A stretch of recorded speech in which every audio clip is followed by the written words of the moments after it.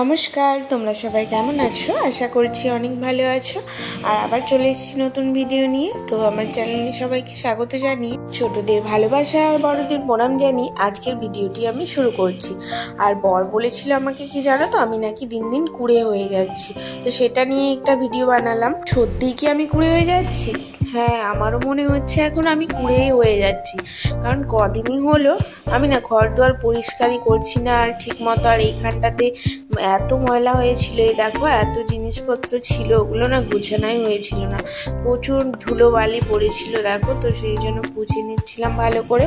অনেকগুলো তো বাড়তি জিনিসও ছিল, তারপর ওগুলো দেখে দেখে সাইডে করে রেখেছি। আর ভালো যেগুলো ছিল সেগুলো তো ভালো করে মুছে নিচ্ছি। আসলে কি বলো তো, ছোট থেকে যদি তুমি কোনো কিছু দেখো, শেখো, তুমি যদি করো, সেটা কিন্তু তোমার অভ্যাসই হয়ে যায়। আর সেটা না করলে না তোমার মানে মন শান্ত থাকে না।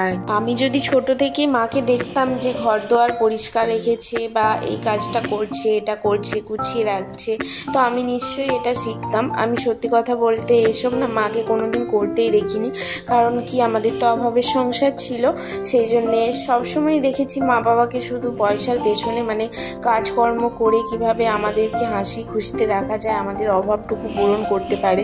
তারা মনে করতো ঘর পরিষ্কার রেখে আর কি হবে, ওই টাইমটা যদি আমি কোনো কাজে লাগাতে পারি তাহলে আমার দুটো পয়সা ইনকাম হবে, আর সেটা কোনো কাজে লাগবে। সেই কারণেই তারা, যেহেতু অভাবের সংসার ছিল, ঘর দুয়ার মাকে পরিষ্কার করতে দেখিনি কখনো। ওই টাইমগুলো সবসময় কাজই করে গেছে, মানে পয়সা ইনকাম করে গেছে। তো আমিও যতটুকু পেরেছি, না করলে নয় তো করেছি, শিখেছি। তাই বিয়ে হয়ে গেছে এখন, বিয়ের পর একটা বউ হয়েছি, মানে করতে তো হবে আমাকে, যেহেতু আমি অন্য কিছু কাজ করি না। কিন্তু অভ্যাস না থাকলে যা হয় অবস্থা, মানে কুঁড়ে হয়ে যাচ্ছি, সত্যিই দিন দিন কুঁড়ে হয়ে যাচ্ছি। আর বর তাই বলছিল যে এইগুলো একটু গুছিয়ে রাখ, মানে নোংরা হয়ে গেছে। তো কদিন ধরেই হ্যাঁ করব বলে দিচ্ছিলাম, করছিলাম না। আর এখন গ্রামের বাড়ি যাব, তো ভাবলাম ঘরটা সত্যিকারে একটু পোছাপুছি করে রেখে যাই, কারণ এসে হয়তো আবার ধুলো ময়লা পড়ে যাবে, আরও বেশি নোংরা হয়ে যাবে। কি বলো তো, কাজ করতে লাগলে না কাজের কোনো শেষই থাকে না, করতেই থাকি, অনেক কাজ তখন হয়ে যায়। পরে নিজেই ভাবি যে এতগুলো কাজ হলো, আর যখন করা হয় না, মানে সত্যি কুড়েমির মতোই হয়ে যায়, কিছু করাই হয় না, পড়েই থাকি, কেটেই যাচ্ছে এরকম। তো দেখো, তারপর না এইখানটায়ও, এর ভিতরটায়ও অনেকগুলো জিনিস ছিল, তো ভাবলাম ওগুলোও বের করে একটু গুছিয়ে রাখি। আমি তো এরকম করতেই থাকি, মানে যখন কাজ করব তখন করেই যাচ্ছি, আর যখন করব না কিছুই করি না। তো আমার মতো এরকম কে কে আছো তোমরা কমেন্ট করে আমাকে জানিও। তবে হ্যাঁ, এই অভ্যাসটা আমি কিন্তু চেঞ্জ করে নেব, কারণ আমিও একজন মা হয়েছি, আমার দেখেই তো ছেলেমেয়েরা শিখবে, তাই না? এদিকে কিন্তু তোমাদের সাথে কথা বলতে বলতে আমি কিন্তু ওটা গুছিয়েই নিয়েছি। আর ওই ড্রয়ারটাও গোছাবো বলে দেখছিলাম, অনেকগুলো জিনিস ছিল, তো ভাবলাম না থাক, পরে গোছাবো, টাইম ছিল না, কারণ রান্না করতে হবে আবার। আর দেখো, অনেকগুলো তো বাড়তি জিনিসও বেরিয়ে গেল। জায়গাটা পরিষ্কার করে নিয়েছি, তারপর দেখি ওর বাবা দোকান গেছিল, নিয়ে এসছে আইসক্রিম। আর এসে বলছে, তুমি পরিষ্কার করেছো, এটা বলছে। তো আমি বলছি হ্যাঁ, হাসছি। তো বাবু এখানে কেমন খাচ্ছে দেখো। ও না আইসক্রিম খেতে খুব ভালোবাসে, প্রতিদিন ওর বাবা কাজ থেকে ফিরলে বলবে যে আইসক্রিম নিয়ে আসবে। তো ওর জন্যে হয়তো বিশেষ করে এনেছে। তারপর ভাই তো ছিল, তাই একটু বেশি করে নিয়ে এসছে। সকালে কিন্তু মুড়ি খেয়ে আমি কাজে লেগে পড়েছিলাম, মানে প্রতিদিন তো কোনো কাজই করা হয় না, এই খাওয়া দাওয়া, এই শোয়া, এইসবই। তো ভাবলাম এটা গুছিয়েই নিই। আর গোছাতে এই যে দেখো অনেকটাই বেলা হয়ে গেছিলো, ওদেরকে খেতে দিয়ে। আর বাবু এখানে বাদাম মিল্ক এটা খেতে চাচ্ছিল, তো ওকে বাটিতে দিলাম।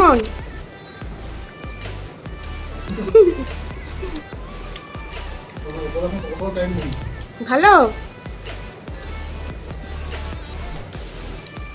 বাবু যেহেতু আইসক্রিম খেতে খুব ভালোবাসে, তাই ওটা খেয়ে না ওর যেন মানে মনে তৃপ্তি পেলো।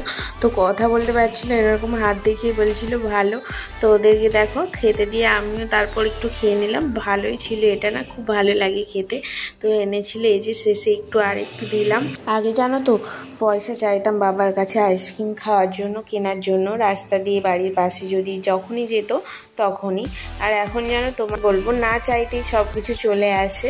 কিন্তু এখন বিয়ের পর না একটু ভালোই দিন কাটে, মানে আইসক্রিম যেটাই বলি ও কিন্তু এনে দেয়, কোনো অভাব রাখে না। তো সেই কথাগুলো না খুব মনে পড়ছিল যখন আইসক্রিমটা খাচ্ছিলাম, কারণ এখন চাই না তো চলে এসছে। আর তখন মানে চাইতাম পেতাম না, তো সময়টা কত তাড়াতাড়ি চলে যায় এটাই বলছিলাম।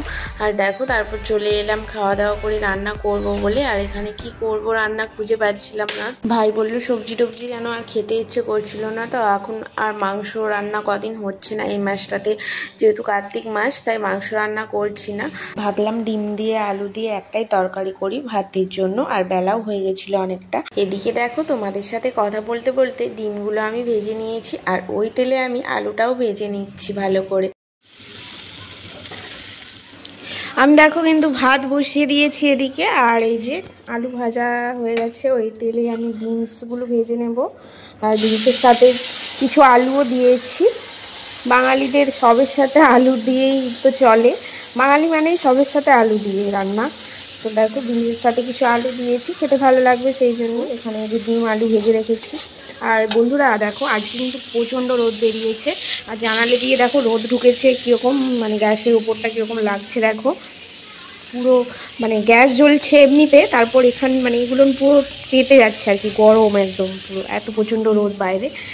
তো শীতকাল পড়ে গেছে, এখানে এখনও শীতকাল পড়েনি, প্রচণ্ড গরম, মানে যেমন গরমকালে যেমন গরম হয় না সেরকম। হালকা একটু সন্ধ্যের দিকটায় হয়তো গরমটা কমে, কিন্তু নাহলে সারাদিনই গরমই থাকে। আর বাবুর তো দেখো এখানে যে খেলা করছে, ও দেখো প্রদীপগুলো নিয়ে খেলা করছে। ওই যে যতগুলো সব প্রদীপ জ্বেলেছিলাম তো 30 দিনে, আর আগের প্রদীপ ছিল, তো সেগুলোই দেখো সাজিয়ে সাজিয়ে কেমন খেলা করছে। তারপর সবজি কাটতে কাটতে আমার হাতটা না একটু কেটে গিয়েছিল, তাই জ্বলে যাচ্ছিলো খুব। ভাইকে বললাম ভাই একটু এগুলো কেটে দে, তো ভাই পেঁয়াজ আদা রসুন এগুলো একটু কেটে দিয়েছিল। তারপর আমি তো রান্নাটা করে নিচ্ছিলাম দেখো।